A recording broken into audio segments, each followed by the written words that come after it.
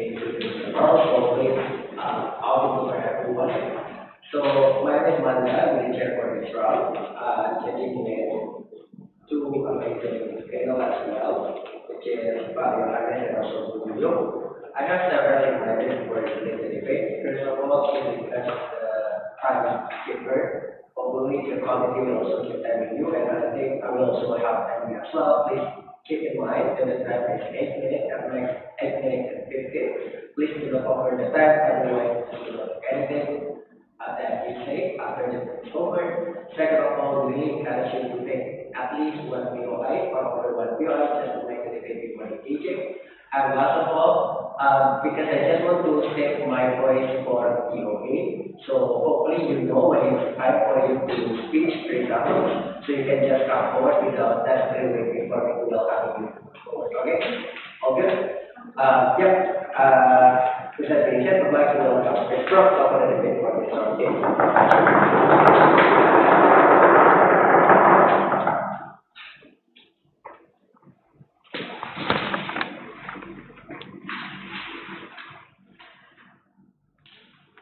Oh yeah, my pronouns are he, him. Yeah. The narrative of stigmatization ultimately is an unjustified narrative because of its inaccessibility and also in the end of the day would bring bad impact society. Because of that, so proud to propose. But before that, 2 points of context to characterize the society that we're living in. First of all, we're living within an Asian society, but what is the characteristic of an Asian society? Within the characteristic of an Asian society is a developing society, right? Because of this, there is a large narrative within Asian society of hustle culture. Basically, you having to succeed and in the end of the day, having the economic capital to thrive within the society. Because of this, the children within the Asian society is raised with this type of mindset and ultimately given a large pressure to thrive. And secondly, regarding Asian society, within Asian society is also a very hierarchical society. When you're elderly, in the sense, there is a narrative within society where you ultimately have to respect them and follow, for example, their authority or respect them in the end of the day. Secondly, regarding the actor characterization, within the most responsible actor within this motion is the society because ultimately society is the one that enforces this stigmatization so that well-being can actually happen within the society, right? And secondly, regarding the vulnerable actor within this motion, two vulnerable actor. Within the first vulnerable actor is exactly the elderly because in the end of the day, we believe that the elderly does not have the capacity compared to when they're young, for example, so they need the aid of, for example, society to help them thrive and ultimately live in the end of the day. And secondly, within the most vulnerable actor also in this motion is also the young people or the people who in the end of the day have to take care of their elder because we think that the people within the status quo, the young people, are subject to this narrative of stigmatization. Secondly, regarding the concept, within stigmatization is basically when this narrative or basically this thing happen, basically you will be excluded by the society or there is a large societal labeling of basically, oh, when you take care, you do not take care of your elder. When you outsource the care for your elder, you're ultimately not giving back to your elder, right? And this was like, for example, the narrative in Asian society that believed that you take care of your elder to pay the moral debt you owe to your elder for taking care of them, right? And because of this, it is labeled within the society that taking care of your elder is a societal ideal that everyone, regardless of their capability, must follow. So what is our burden of proof in this debate? Two burden of proof. We think that one, where the existence of this stigmatization is unjustified, we'll provide to you while the origin itself is unjustified, and secondly, we will provide to you the principal harm of responsibility, and secondly, regarding the bad impact of society, we will provide to you why in the end of the day, with this narrative of stigmatization in place, lesser elder validation would exist, and ultimately it will burden the youth.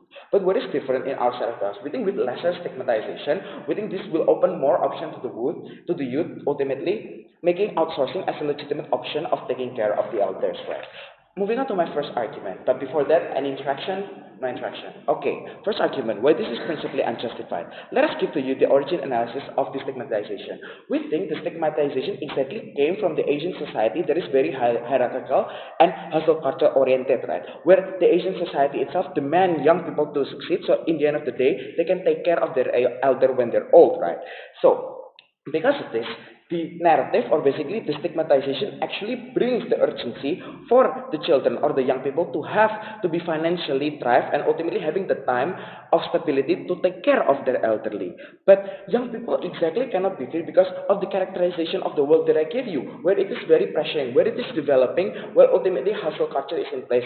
And this is exactly a principal harm that is very important because of two reasons. First of all, we think birth is a lottery. Exactly, we think that these young people do not choose from whom or where they're born in the end of the day. Right? And secondly, we think this narrative ultimately disadvantages them because it hijacks their agency because the purpose of their life has been dictated from the very beginning that you live to take care of your elder in the end of the day. Yes. Even if it's reversal, you notice is that this parents who don't choose their children, and like let's say the parents love them and give them like food, money, school, Exactly, I will provide to you why that is wrong in the second layer of my argument, why this is not ultimately the full responsibility of the children in the end of the day.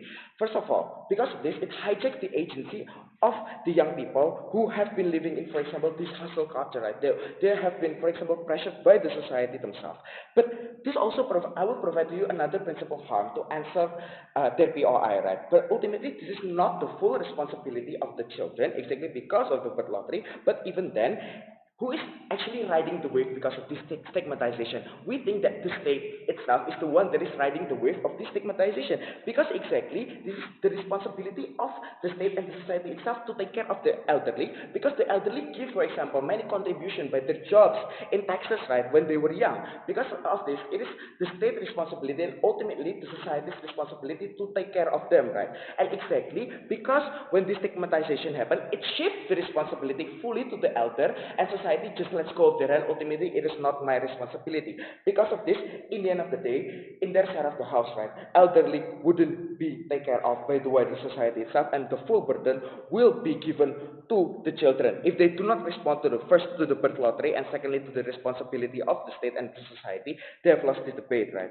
And because of this, what is the way in? We think that this principle it by itself is very outcome independent, right? Because by its very nature, it takes away the agency of the vulnerable actor, i.e. the children, and also takes away the responsibility of the responsible actor that should have been done, for example, by the state and the society at large, right?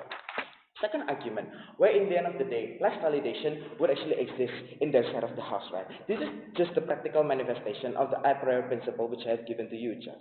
Because in the end of the day, we think when elder care is not outsourced, right, in the end of the day, there is no incentive for society to make themselves, or like, toward the society, more accessible to the elderly. This is very likely because of two incentives that is existing within the Asian society. First of all, its strength in, for example, how hustle and hierarchical culture, that in the end of the day, family, like, it's family orientedness, right? That ultimately elderly will just be taken care of by their family, and ultimately also within Asian society there is also a pressure for you to produce and ultimately have that capital to succeed within your society, right? Because of this, within, like, for example, Asian society, if this narrative exists, the elderly people will be labeled as not having the capacity, right? So in the end of the day, the Asian society will think that, oh, we don't need to actually take care of them, and ultimately they have been taken care of by the young people. And this is very likely because of two reasons. First of all, within this Asian societies have limited capacity to take care of everyone, and secondly, because this stigmatization will happen, we think that the society itself will less likely to opt in or make, for example, the outsourcing as an available option. This is, looks like, for example, if this stigmatization happens so strongly, for example, lesser elder home would actually exist because they would think, oh, we're just providing prison in the end of the day for elderly people, right? Because this, the society itself is less accessible for the elderly. And exactly, in your Saratas, what will happen is lesser elder validation would actually exist, right? Because society will not have the urgency to cater to their needs.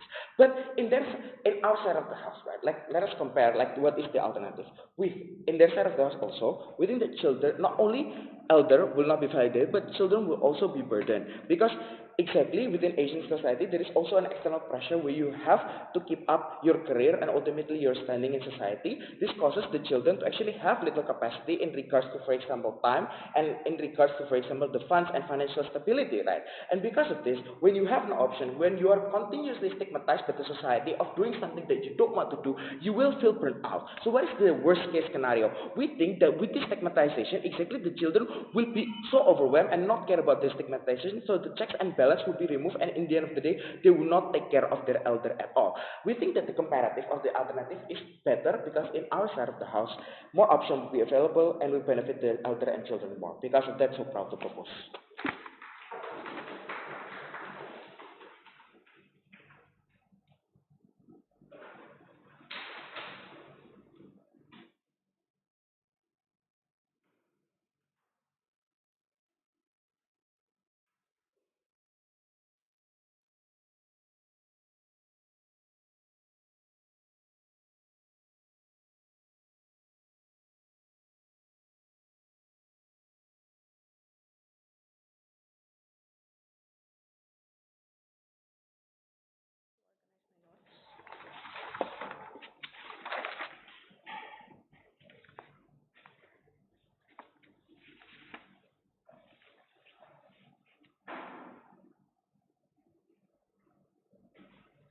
Ladies and gentlemen, let me give you a simple reframing of what Asian society means, right?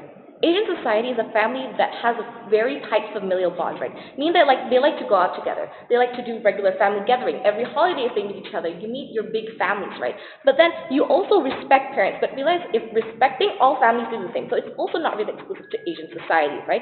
But then again, we're not talking about developing. We're talking about every single Asian, no matter where they are in the single world, right? But the issues are elderly, especially Asians, are overcrowding, meaning that many people neglect elderly because they do not have this responsibility that they feel to, right? But then how in our side, why do we support to proliferate these stigmatization? Why? Because you should do it in social media, showing the importance of how taking care of the elderly can cause them to be happy, can make them fulfill their needs as an elderly, to see their grandchildren and whatnot. How is it proliferated? Through social media, through movies, through shows, books and interviews and whatnot. It would be a gradual change because people would understand fully the importance of taking care of them. They would be encouraged to take care of them. For example, the movies, How to Make Millions Before Grandma Dies, right? But then on to my rebuttal. First rebuttal, they said that they would demand Asian people to succeed, meaning that it would burden them financially.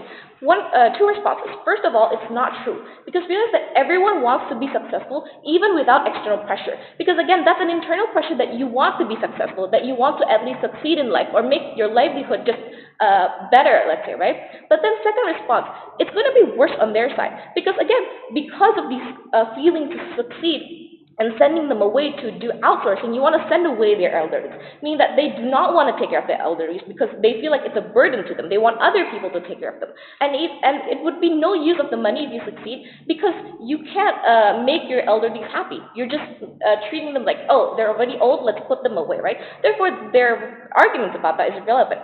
But then second rebuttal takes away the agency of the children. Two response. First of all, it's not true because they can take care of their parents from emotional attachment. So it's fully consent. It's an informed decision that they do want to take care of their parents, right? Because they spend half their years even more of their lives with their parents. Therefore, there is emotional attachment that they spend day-to-day basis.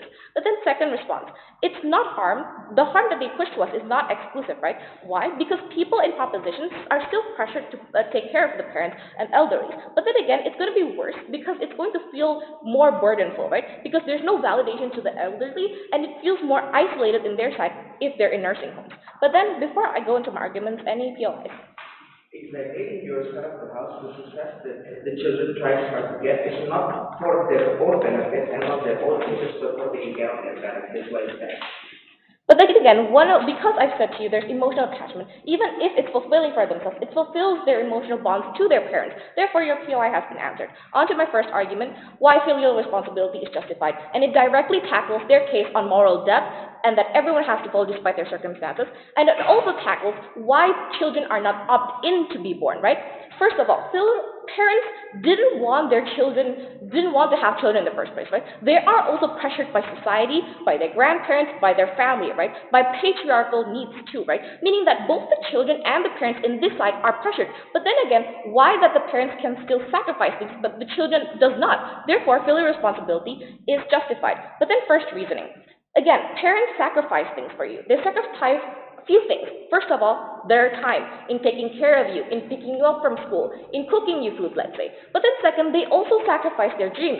Let's say they want to work as a working parent or they want to work in a tech company, but because they need to raise a child, they choose not to, right? But then thirdly, occupation. They might be a working mother when they met the father, or they might be a working father, right? But then again, they want to quit because they want to quit their job because they want to raise you instead of nurses and babysitter raising you, therefore no having emotional attachment with their own children, right? But then again, fourth, sacrificing their money, meaning that they still pay for your education, they still pay for you to meet your friends, for you to buy your toys, your birthday gifts, your birthdays, they buy you food, right? But then again, fifth, their energy. They can't just let you, they can let you be, but instead they do not. They take care of you, they raise you. If you cry, they're going to come to you and make you happy, right? They can even cook for you, let you eat vegetable and rice, but no, they still cook for you. They give love to you, right? They spend their energies on giving the things you love and sacrificing their own needs just to put yours first, right? They show love to you as a parent. Therefore, even if they're pressured by society and whatnot, they are still giving what they have, all they have to you. Therefore, filial responsibility is also proven. But then second reasoning, you need to reciprocate. Why? Because again, parents still constantly sacrifice things for you. Secondly, they raise you with love because they want all the best for you. Again, because they're your own breed, right? But then they also protect you as a kid from society later. They protect you from bullying, from catcalling, from stalkers. Because they're your number one fans. If you follow competition in a debate, let's say, they also become your very number one protector. They protect you from harm. They shape you how you become, and then they raise you to the person you are today. And even if in university or adult life, they still send you money or they help you with moving in. They help you with renovation. Even if you're already far apart or you're already as an adult, they still help you any way they can. Let's say you come back from university, they still cook for you, right? They always welcome you back to your home. But then, let me accept your POI. I think you're commenting in our case because in our setup, if you have that deep of an emotional connection, you can still take care of your parents, but the vulnerable actors is like in our setup, those who cannot take care of their parents or do not have the incentive to take care of their parents, and thus their agency will be hijacked. Even if you do not have the capability to hire your parents, you have siblings or you have relatives. Parents do understand. It's not a one-sided relationship that your children or your parents, it's a two-way. You can communicate. Therefore, even if I've told you before that it doesn't hijack their agency because it's been proven why filial responsibility is needed, right? But then what happens in our side when you have these responsibilities? Your parents are going to be better because you have a family. For example, your parents are already elderly, right? You visit them with your family, right? Meaning that your parents can see you because they feel happy, simply because they see you again, because you might have a family, you spend less time with them, and they miss you. Meaning that because you spend time apart, but because you meet each other in family gatherings, let's say, they become happy. But then when they also see your grandkids, for example, or your significant other's family, they feel happy because they're comfortable with the people, with the environment, meaning that they know the people, therefore there is emotional attachment, and they have the similarities in their background. Meaning that even if they see you laugh, or if they see you happy, even if you don't connect with them or you don't talk with them, they still feel happy because they see laughter, they see smile, they enjoy the happy environment. Because what they need is happiness. Again, elderly has less time to live. Therefore, it gives a sense of second chance, like interacting with their grandchildren or with their own child, giving them a second chance is like quote unquote raising their kids despite maybe people annoying them, right? Because it's still reminiscent them to the past. It reminds them to how they were once a parent too. But then second impact. Elderlies also want to spend their life the most they can because again, they have less time now, right? So you want to live as happy as you can. You want to spend it with the people you love, not the nurses, not the doctors, not other nursing homes, because again you do not have these emotional attachment because it fulfills their sense of happiness that elder wants to achieve before they pass, before they want to spend the rest of their lives with the people they care about, right?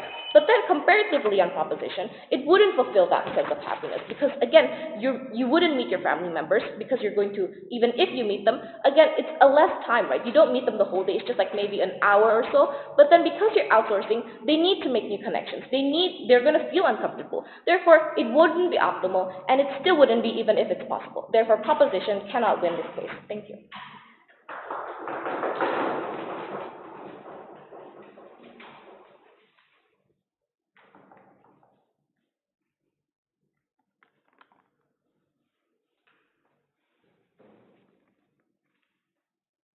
Is the speaker okay? Is my volume clear? Okay. Can I ask for a timer, please?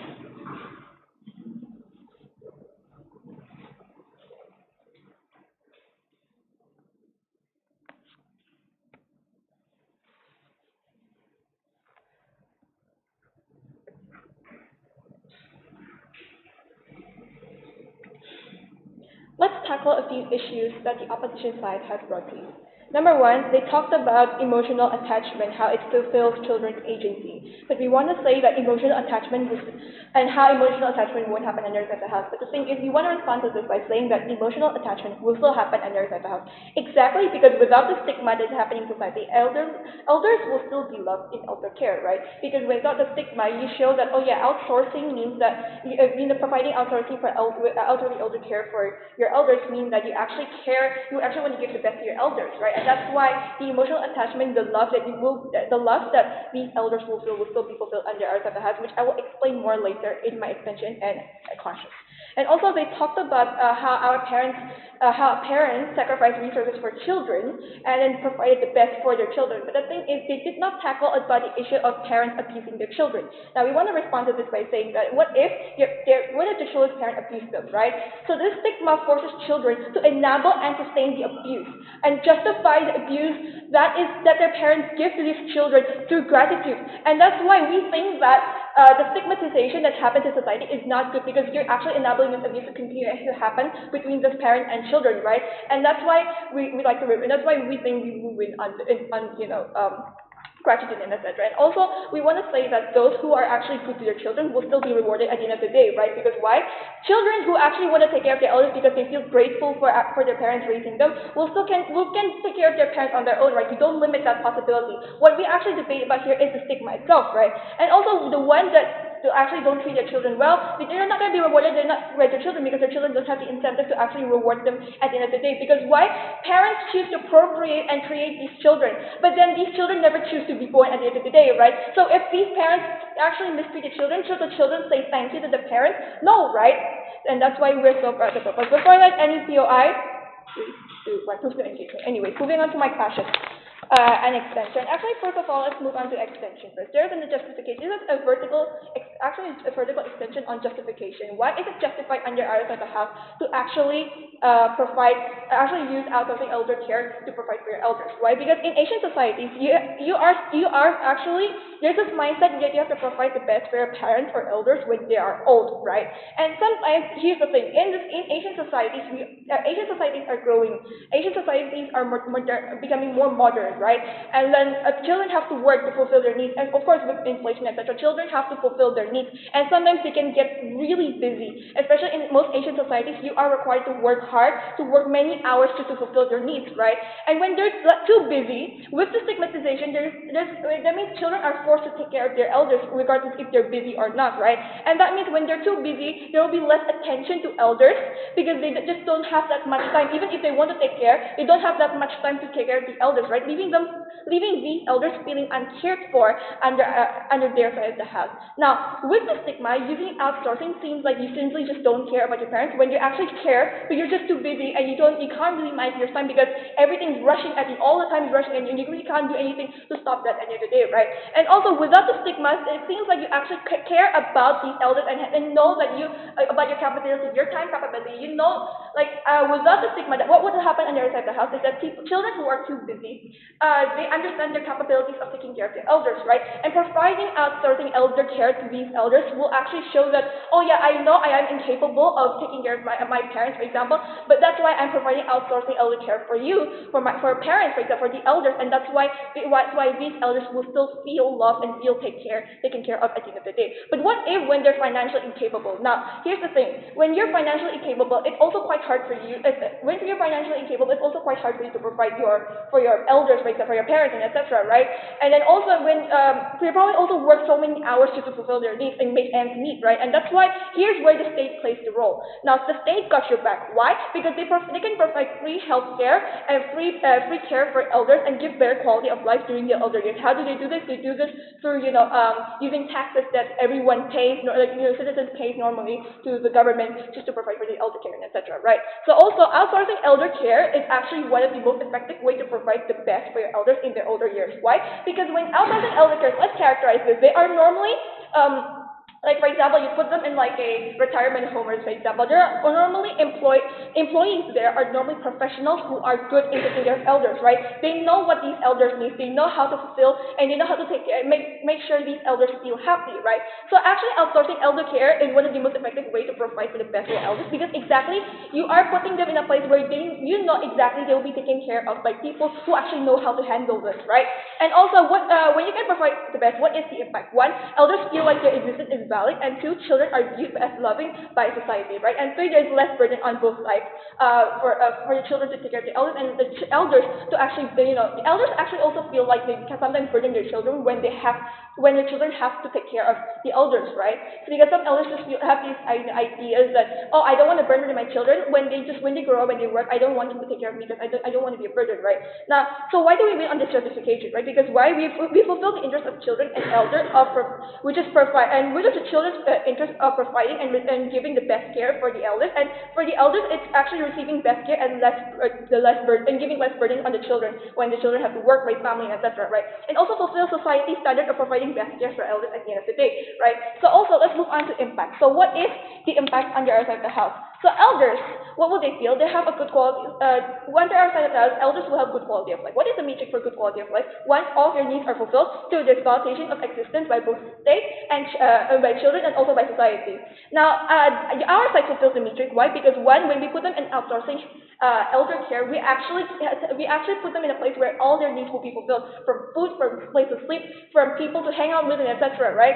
And also, outsourcing elder care provides good care for the elders, right? The needs are met, and we validate elders by giving them the best, facilities possible, and state and society provide the facilities for them, right? And also on the children, it will be less burden for them, and there's also an ability to show care by putting them in good places, in a place that they're going to be actually taken care of. Why? Because children needs to work, right? And that means when they need to work, they have more time to work, when they have more time to focus on their work, that means they're going to earn more money, right? When they can earn more money, they can have more resources to actually give to these elders at the end of the day, right? And that means they can give the best to their parents. Let's move on to my first point of argument to end today's debate. So what about validation of elders? So most Asian societies demand you to take care of your elders since they believe that elders don't feel validated when they are cared for. So why is validation important? Because one, they are minorities of the society. Many social programs don't include elders in consideration. For example, most facilities don't accommodate elders. Why? Like for example, lack of proper seating or resting area, difficult access method, and etc. Right? And also, and then in a society where we're developing, most of these people are individualistic. They don't care about the elders at all, right? And that's why many don't want to be taken, and also there's also many elders who don't want to be taken care of, but who want to be taken care of, but also don't want to put too much pressure on their children. So what is the best solution? Outsourcing elder care. So what is the benefit of outsourcing? We've talked to you about how children need to work and raise their families, and that's right. That means outsourcing, it reduces child burden while also showing that children care for their parents by investing resources to take care of elders, right? And for the parents or elders who need to be taken care of, they feel validated and fulfilled are needed, right? So what is the metric of validation under their side of the house? When the elders are viewed by society as important, and also when they are taken care of with good quality of life. Under their side of the house, the metric is not fulfilled. Why? Because children might struggle to take care of elders by themselves. And then under their side of the house, when you have to require them to take care of the elders, the children don't have time to focus on work, focus on family, etc. And then at the end of the day, the elders go ignored and etc. And that's why we're so proud to propose. Thank you.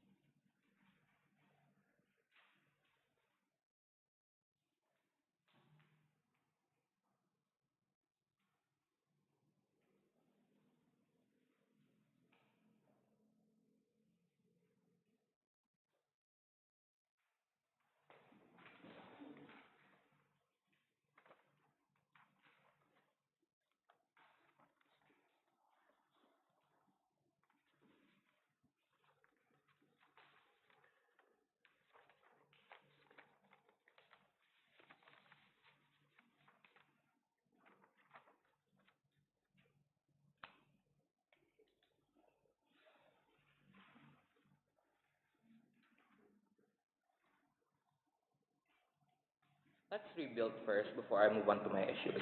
Firstly, on emotional attachment, right? They tell you that all emotional attachment still exists on their side when they outsource, when they can socialize with other elders in that like nursing home and etc. Two responses. Number one, this cannot exist because you are outsourcing them in the first place. To begin with, the only actors these parents have emotional connection with is their family, their children. Therefore, there cannot be any emotional attachment since they have to meet with new people, right? They will feel lonely, they will feel excluded in the first place. That is the harm that you push on government side of the house. But secondly, even if there is existence of emotional attachment towards their family or towards other children, right? At best, you can only deteriorate the relationship between these parents and their children, right? Because now these children are not seeing their parents as frequently because they outsource their parents in the first place to these nursing homes and etc. But secondly, I want to note that I don't understand why government tries to push this narrative that this narrative, for example, can be used to justify abuse, right? Two responses. Number one, this is too worst case, right? Because you cannot simply say that, oh, you can simply justify abuse when you stigmatize not outsourcing your parents, for example, right? So I don't think this idea can fly. But moving on then, I want to respond to their extension. They said it's justified to outsource it because they're really busy, people have to juggle, they cannot give less attention. Three responses. Number one, you can still take care of them at the end of the day, right? There are still alternatives other than nursing homes, right? You can still have other members of your family at home, for example, like your wife or your kids who are already adults to take care of your parents in the first place. But sure, they get better healthcare and etc. But notice then how this is not exclusive later because the children already has incentive to take care of their parents, right? Because the child constantly worries about their parents knowing that they are old, right? Because they are prone to accidents and etc. But thirdly then, even if they burden the child, it is okay because the child finds fulfillment in taking care of the parents. They find fulfillment in paying the moral debt that government tries to prove to you, right? Exactly then. But secondly, on quality of life, they say that, oh, all their needs are going to be fulfilled. But number one, we can still provide it with the child, right? Because we already explained to you, the child already has incentive to pay back to their parents, right? Because we already proved to you why these parents already sacrifice a lot to their child on LO, right? But secondly then, it's going to be worse on their side of the house because there is no emotional connection, even if all their needs are fulfilled, right? Because they do not have their emotional needs fulfilled, it is going to be worse on their side of the house because these parents are going to be sad, they're going to be lonely, right? You are only giving them loneliness while basically they're only just surviving, they are not living, right? But secondly then, I want to respond on the validation of elders. They tell you that it's that status quo does not facilitate elder people. We think that this is not true, right? Because status quo realizes why elders are fragile, they are prone to accidents. This is why you have regulations, for example, or like elder spots in trains and etc. So I don't think this idea can fly. Okay then, on two issues then. Firstly, on principle, they tell that it hijacks the agency of children who are not capable to take care of their parents. This is not true for two reasons. Number one, let's flip this then. Exactly with government's framing, telling you that Asian societies push hustle culture, exactly then when these children are pressured to be successful, it is exactly then why these children to begin with will have the capacity to take care of their parents, right? Exactly with their framing that hustle culture is going to be pushed, right? But secondly, even if it hijacks the agency of these children, we say that this is okay because at the end of the day, fulfillment is what is important towards these children, right? They want to give their parents happiness. But secondly then, on the bad impacts towards society, they tell you that when it is incapable, they won't choose outsourcing homes and the stigma causes the parents to neglect the parents. This is not true, right? Because to begin with,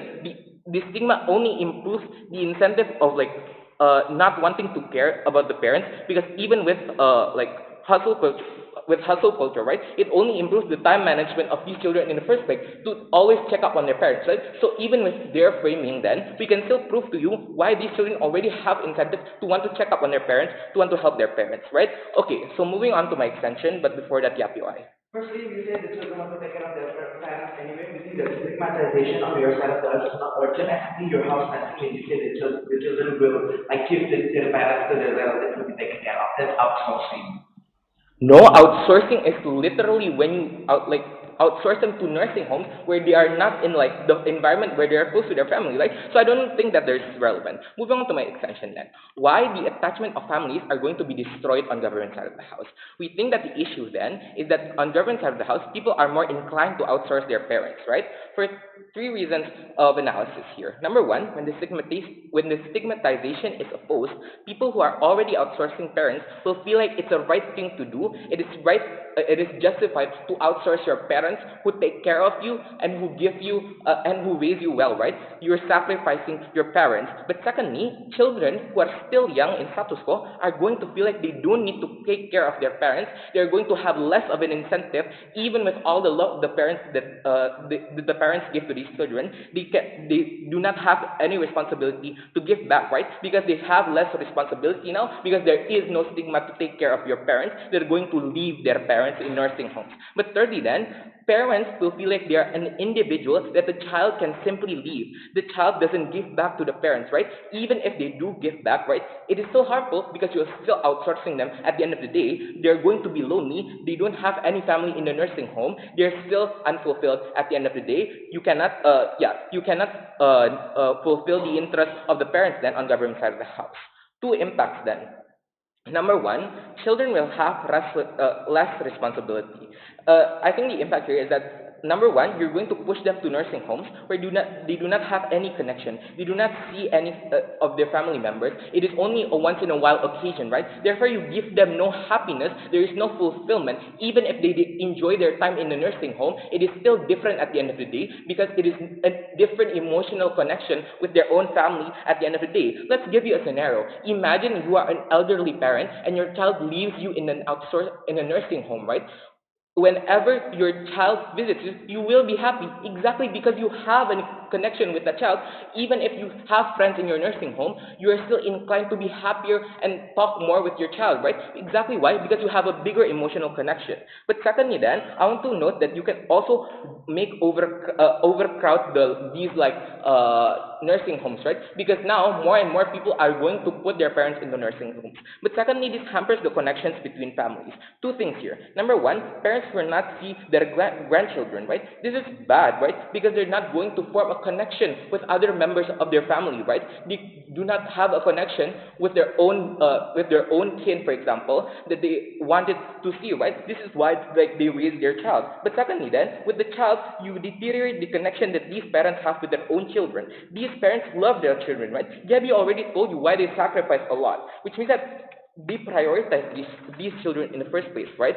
But notice then how when you do not constantly meet your child, your own relationship with your child is going to deteriorate in the first place. This is what is being perpetuated then on government side of the house. Comparatively, on opposition, children are going to be more responsible because there is the stigma. The family connection will still be stronger. They will still live together with the parents, with the grandchildren, with the child, right? It is still going to give them fulfillment at the end of the day. I think the way here is that at least on our side of the house, we give fulfillment to these parents, right? Who already sacrificed a lot for their children. For all of those reasons, very proud to oppose. Thank you.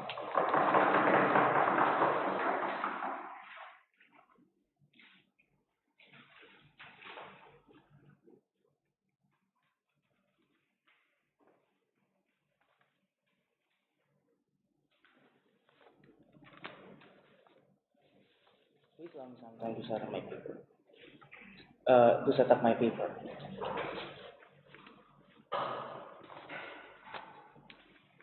Am I audible?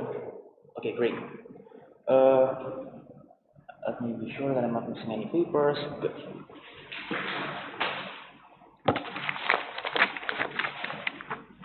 Okay. I'll start my speech in 3, 2. I think there is a fundamental disagreement on the definition of what outsourcing is. Let me clarify. What opposition is basically saying that when you outsource your care to the siblings, you're not really outsourcing because it's in your family. Firstly, no, you're not doing it yourself. Therefore, you're actually outsourcing it for your sibling. But even so, firstly, poverty and inability to care for inability to care for your elders is something that is very familial in Asian societies. Because in Asian societies, wealth are spread throughout your family. Therefore, if you're likely in poverty and cannot take care of your elders, you're not likely to be able to take care of your elders. But your siblings will not likely to be able to to take care of your elders. But even so, even if there is a disparity between your siblings and you, and that your sibling can is economically good enough to take care about your elders, that means your sibling doesn't really care enough about you to give his or her money to you so that you can take your elders, or don't really care enough about your elders to give them money to care about your elders in the first place. But let's engage with their argument. Firstly, but the responsibility of children. What government is essentially saying is that you have an emotional attachment and emotional responsibility to children. Your parents are forced by the patriarchy to have you, and the fact that they care for you means that you have a responsibility for them. Firstly, it's not really true that you have a responsibility to your parents and that your parents are forced to do so by patriarchy. Exactly, because parents are forced because of patriarchy. When they have children, they're not doing it because they want children. They're not doing it because they love you. They want to do it exactly because they want to gain the external validation of society for children, so they can have that. So they're not really doing it out of love. They're doing it out of personal validation from society. That's why there are so many tiger parenting. That's why there are so many Asian parents that are they're very very harsh to their children, that are pushing their children to the limit because they don't really love their children. The reason why they have them in the first place is to show to other people and gain the validation from that patriarchal world. And even when you can't care for your parents personally, putting them in a good retirement home when you don't have the money to care for them personally is a form of care. The parents will notice that. The parents will notice that you don't have that much money, you don't have that much capital to spend on your parents. Therefore, they put you in a good retirement home so that they can receive proper care, and that is a form of care. And the parents will notice that, and therefore, this responsibility of children will be fulfilled. I think the opposition has taken emotional connection really for granted because they haven't really weighed the pressure of patriarchy for people to have children and the reason why they have children in the first place to gain validation in society. But sure, here's worse when these parents actually have an emotional attachment to their children. Here's why: when children have emotional attachment to their parents, it's going to be worse on their side of the house. When you don't have the capacity to care for your parents, when you care for your parents, you won't really be able to. No, later. You won't really be able to when you're too busy in work, when you're in this hustle culture. Your parents are most likely going to be left in the home and will receive subpar personal care, exactly because you have a personal connection to your parents. Your parents will feel like you haven't really fulfilled your responsibility, because now the responsibility of caring is entirely in your hand, because you have an emotional attachment to them. When they don't feel that emotional attachment fulfilled, they will feel sad because they expect that the people that they care for 18 years will actually help them. But when they can and don't have the capacity to do so, they will exactly be more sad. So there isn't really fulfillment of the responsibility of children. Comparatively, when we put them in retirement homes, they will get better care, and they can still be visited by their children, right? They can still receive personal touches, and therefore, by putting your parents in a good retirement home, you are exactly fulfilling your responsibility better, and that's why we win this clash. Second clash, the validation of the elders themselves. Elders will feel like their children abandoned them, and because they have cared for their children for 18 years, they don't feel like they are given same validation. Well, again, when elders realize that the care is being paid by the children themselves, they do think that their children care, and children can still visit and have personal touch. But even when elders feel invalidated, they are still given proper care. They are still being cared by their caretakers, and they can still, talk to other elders, which may be easier to talk to because they can relate better to than their children, right? Compared to when you give subpar personal care because you can't really care about them, it's going to give less validation than proper, even though non-personal care. But here's why invalidation actually happens worse on their side of the house. Why does it happen? When you left them in the home because you don't have the capacity to care for them, because you are forced by the hustle culture to work and work and work, elders will obviously feel invalidated. But when you give them to a retirement home, you know that they were being cared for in their retirement home, and you know that the decision to put them in a good retirement home is your children's. So they will receive validation from that, and they will obviously receive validation from other elders. They will obviously receive validation from caretakers. So I think the validation received from children visiting their retirement homes, the validation they receive from other elders that may relate to them better, the validation they receive from caretakers who really really cared about them is more than the subpar personal validation that is given by their children. Here's the third point of clash about policy. I don't think the opposition side have responded at all to the government our government argument about policy, in that it will incentivize the government to actually work more, to actually give people a retirement care, for example. I think the best argument that opposition can come up with is that people will be overburdened and people will be less productive. Because when you work for 64 years, you give taxes for 64 years, and why does the government have to give money when you can't give taxes anymore? It's not really, firstly, for layers of rebuttal, it's not really true. The contribution of someone is more than just to the state and to society at large. It's more than just 64 years of paying taxes. It's also the contribution of work, of growth, and the growth of the companies they work for instance, which also gives the government taxes. So government responsibility obviously extends farther than that 64 years. And even so, government has a responsibility to care for its to care for its citizens from year zero to the time they die, right? But even if they are overburdened, the benefits of increased confidence and better care for elderly also help them, so they are protected. But here's why exactly on their side of the house they will actually feel overburdened, right? What's the comparative here? When people don't see the state actually giving a policy for them to care for the elders, what they will do is that they will go to private companies. They will go to insurance, which has high fees and has a terrible reputation of consumer service.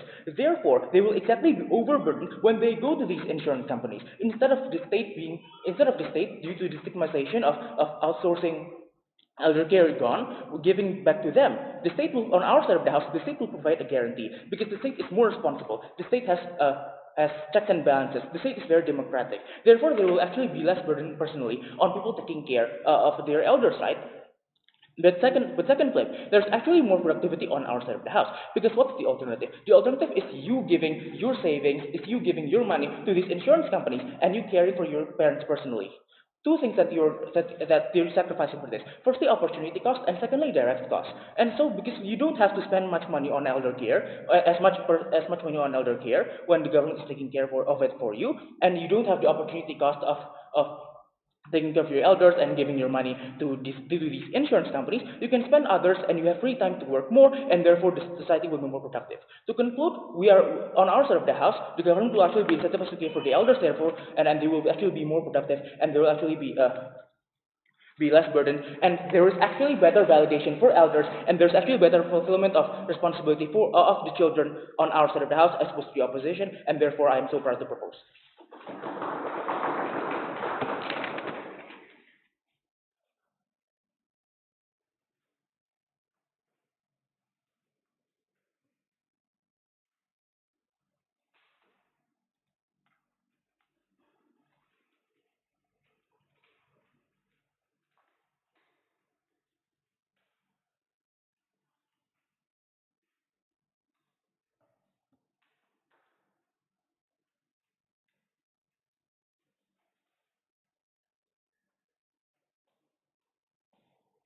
Please give me a few seconds to tidy up my notes.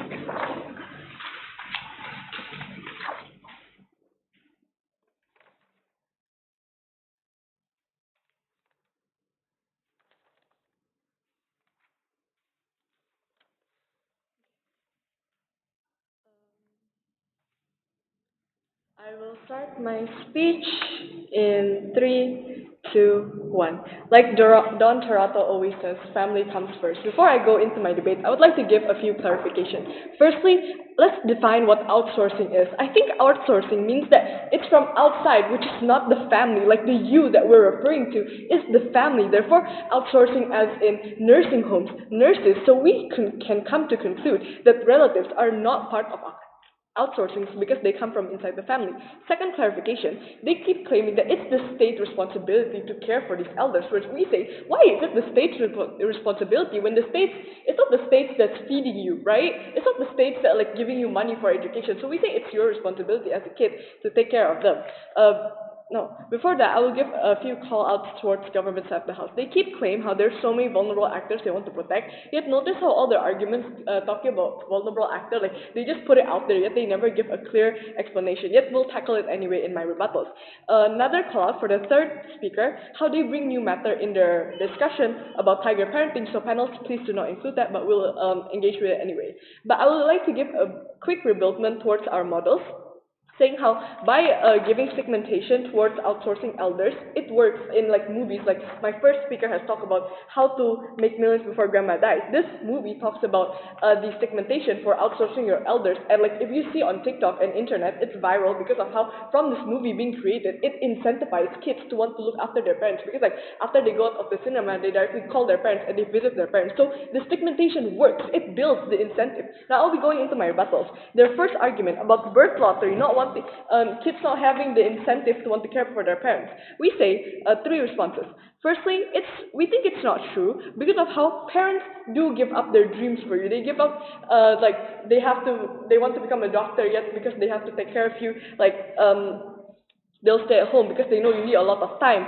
Secondly, the money they could have used to like travel the world, they instead give it to you so you can pursue your education. And we say, second response, it's going to be better on our side because of how with the segmentation of outsourcing these elders, it's going to encourage these kids to want to care about their parents. It's going to make them look back and see that, oh yeah, it turns out all throughout my life, my parents have sacrificed me so much that I want to care for them. That's what we exclusively have on physicians at the house. Okay, now moving on to my second rebuttal, they brought up new matter about tiger parenting and they never even explained it well, yet will engage anyways. I'll take it after this. Two responses. Firstly, it's not true because of how, let's take a look. Parents never had like parents training. It's their first time. So like if you want to come and like dig through the root, let's take a look at like how the incentive of tiger parenting is because they went through more experience. They think that they know more and know what's best for you, whether it's right or not. It's what we have to look at, it's not what they did at the end, it's their incentive. At the end of the day, what they want is a good pathway for their kids. Because of that, we can see how even through tiger parenting, the parents' incentive is to want what's best for you. So we see that it's still justifiable to want to take care of your parents because throughout your childhood, when you finally connect with your parents, you can see how at the end of the day, they want what's best for you. So this builds the incentive to want to take care of your children. But yes, I'll take your POI. You technically never fulfill your burden because the debate is not about children taking care of their parents, but whether or not the stigmatization by children not taking care of their parents is justified. We say how we justify the stigmatization of not taking care of their parents is through our models. Like I have explained from the very beginning, the movie, the impact that it gives to people out there, and why I'm bringing out the justification is of, in the very first place, why the children need to have incentive to want to take care of their parents. So moving on, I'll go into my two big clashes. The first big clash is the argument that governments at the house brought from the very beginning, whether or not every child has the capacity to take care of their parents. They keep saying how, yeah, not every child can take care of their parents, because of that need to go to outsourcing homes so the parents can get truly what they care for. So, two responses. They claim how in an Asian society they have limited capacity, yet they never prove what limited or what capacities that's limited, yet will engage anyways. First response, they describe Asian culture as like hustle culture, that or we can characterize this as people who works a lot, people who like have a lot of tasks, therefore it means that they'll get paid for it, so they're financially capable. And even if they're not financially capable, we say there's many other things, because of how like there's many kids, like parents have like 2, 3 kids, these kids can like combine their money, therefore they can still financially aid the parents. And even if they give government give alternative like nursing homes is from the government and etc., we say that firstly, not all nursing homes are free from the government, because of how there's private nursing homes, it's expensive, and it's like if they are capable to give their parents to outsourcing like nursing homes, we say it's also capable for these Asian families to like pay for their family for their parents' needs. And secondly, even if there's the government like provide these nursing homes, we say that there's going to be a trade-off, which is in quality, because we can see whatever it's from the government, it's not going to be good because of how it's limited, right? And even if they say that on their side, it would give incentive for the government to want to improve this better healthcare, elder care, we say it's not true because of how by the state seeing that there's so many people going to elder care, the state would think that it's enough. It's good enough because of how there's so many people going to it, so they don't see any incentive to improve. So all their arguments claiming about how it will be improved on their side, it's not going to fly. Okay, now moving on towards my second response, we say that if also time is the matter of why they say that Asian families don't have the capacities, we say that there's so many alternatives for this, because like for alternatives, like you can just up on them once a day, like before you go to work. Even though you're busy, you can still check on them in the morning. Secondly, even with hustle cultures, you still have holidays to bring them to doctors, to bring them to rehabilitation or whatever they need. Thirdly, you can even check up on them through text, through calls. We say it's still available and it's still going to be checking up on them because you're asking how they feel or if they need anything. No, thank you. Lastly, you have grandchildren. These grandchildren can also check up on their grandparents even when you're busy with your hustle culture. So we say if time or money is what you're worried about, we can tackle that on opposition, and we have tackled that on opposition. So if you want to weigh this, we can see how government pushed so many harms towards us, yet opposition gave so many multiple solutions to solve these harms. So if you want to weigh this, we can see like how they gave two harms, and we gave back like six solutions to tackle all the problems. So that's why in the first clash of whether or not every child has the capacity to care about their parents, opposition will claim that clash. Moving on towards the second clash in today's debate about which side of the house can give the elders what they deserve. Opposition, from the very beginning, gave exclusive benefit that government tried to tackle yet can never bring down, which is emotional attachment, because of how we say, even though outsourcing, they may say outsourcing has capacity like nurses and nursing home, we say two responses. Firstly, it's not true because of how nurses are, even though they're patient, they can't always be patient, and it's going to be better on opposition, because like with family emotional attachment, like you remember like, oh yeah, they used to like give me food and etc. I won't lash out on them. Yet because nurses don't have this emotional attachment, they don't have any reason to not lash out on like the older parents, because of how the older patient like they're like they like are more forgetful and etc. So we say it's easier to lash out on government. That's why like they won't have emotional benefit. And even if they say like in nursing homes they won't be lonely or etc. because there's like other nurses and elders, we say it's not true because of how even though you're in the same age, there's no guarantee that there's connection, because like old people it's hard to socialize, they don't have the energy, like they're forgetful, they talk slow, and it's better because kids have been you for years. They've you have feed the kids and already have a connection built. So we say the emotional attachment is an exclusive benefit. That's why opposition will claim the second clash, talking about which side of the house will give the elders the care that they deserve. And because of that, we can come to the conclusion that opposition side of the house wins this debate. Very proud to oppose. Thank you.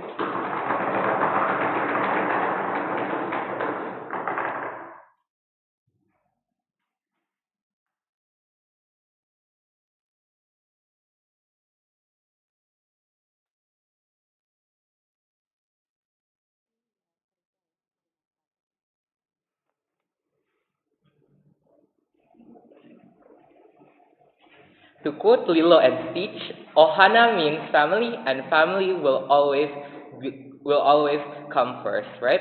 Three points on why government already loses the debate. Firstly, notice how government case is contingent on the idea that the children don't have capacity to care. Three things here. Number one, we already proved to you with their own framing in DLO that is still possible, right? That exactly it is because of their own framing of hustle culture that they will have the capacity, that they are forced to be successful, they will have the capacity. But secondly, even if they don't have the capacity, we already explained to you in Jose why even if it's less like more physically fulfilling than the nursing homes, it is still okay because you give them fulfillment.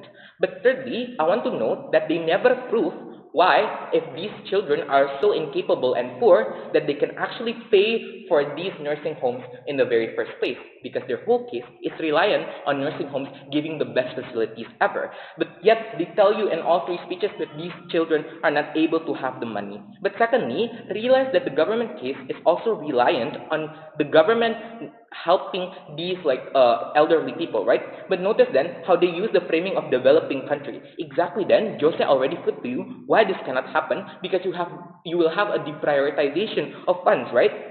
Exactly then, the facilities will not be all that good. The benefit of government cannot be reached. But thirdly then, there is no fiat on government side of the house that all nursing homes are great, right? Because we provide to you an explanation in Jose why then not all nursing homes can actually facilitate the physical needs of these elder people in the first place, because they're all not that good, right? Because Jose told you that there is a trade-off of quality, which means that they cannot prove this benefit to be true. Two clashes then in this debate. Firstly, which side is capable to help? Is it actually whether or not the child is actually capable to help these elderly people, right? They tell you that it is because these Asians are like hustle culture and etc. That they have no capacity. But notice then how firstly DLO and Jose already explained to you why exactly, with their own framing, you can still achieve this benefit because you can still have the financial capacity. But secondly, Jose already provided to you why these like nursing homes are not good enough, right? Because exactly then they do not give fulfillment to these parents. That is what we are trying to fulfill the interest of this actor in the first place because you're vulnerable, right? Exactly why government told you that. But the tipping point here is that at on our side of the house, there is an incentive coming from the child at the end of the day to still want to take care of their parents regardless of their financial capacity, right? We told you why it's better because it gives fulfillment. The way in here is that at least on our side of the house, we already tackled all of the likelihoods of the harms and we give you solutions on the whip, right? On why they're still capable to actually help these elderly parents in the first place. But second clash then, which side gives better care towards the parents? We tell you that care is not only about not only your physical needs, but it is about the fulfillment of your own emotional needs as an individual, right? DLO and Gabby already explained to you why that fulfillment is important, right? Because you have a connection with your child and why that fulfillment is important to always be maximized, right? Because it is the sole contributor to the happiness of these parents. Because Gabby already explained to you why parents sacrifice a lot for their children. They sacrifice a lot of their dreams, right? Exactly then, the most vulnerable actor here is these parents. We have to give them fulfillment, right, at the end of the day. We already explained to you why nursing homes are not going to be effective then at the end of the day. Because there is no attachment, there is no fulfillment, there is no happiness. What you have on government side is loneliness. What you have on government side of the house is only your physical needs being fulfilled, right? It's very clear here that the government does not give any fulfillment towards these parents at the end of the day, right? Therefore, we're so proud to take this debate by a landslide.